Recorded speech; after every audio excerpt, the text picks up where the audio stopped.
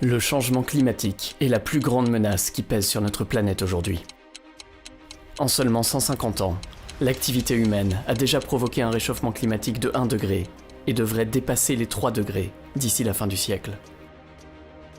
En conséquence, nous sommes tous plus durement et plus souvent touchés par des phénomènes météorologiques extrêmes, sécheresse, incendies, inondations, glissements de terrain et tempêtes détruisent nos écosystèmes et notre biodiversité et menacent nos vies et nos moyens de subsistance.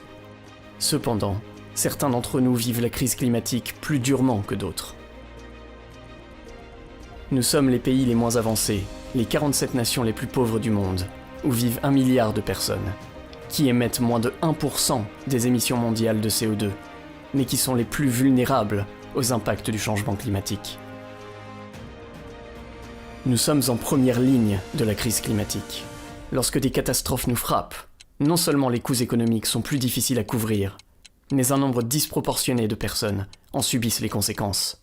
En seulement 5 ans, plus de 104 millions de personnes ont été directement touchées, soit 1 personne sur 10 vivant dans les PMA. Et avec la crise du Covid-19 qui ajoute au fardeau et met à l'épreuve notre résilience économique, la lutte contre le changement climatique et la perte de biodiversité est plus vitale que jamais pour les PMA. Depuis 2000, nous avons uni nos forces au sein du groupe des PMA dans le cadre des négociations des Nations Unies sur le climat, pour inciter tous les pays à prendre des mesures urgentes et radicales afin de garantir que le réchauffement de la planète reste inférieur à 1,5 degré.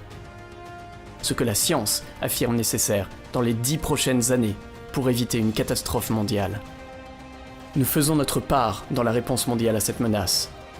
Nous nous sommes engagés à atteindre 100% d'énergie renouvelable d'ici 2030. Que fait votre gouvernement pour limiter le réchauffement à 1,5 degré ? Nous pensons que chacun peut être un agent du changement et que les négociations politiques et la mobilisation citoyenne doivent tendre vers les mêmes objectifs pour faire entendre toutes nos voix, ensemble, et exiger dès maintenant des actions pour la justice climatique. La vie et l'avenir des PMA en dépendent. Et les vôtres aussi.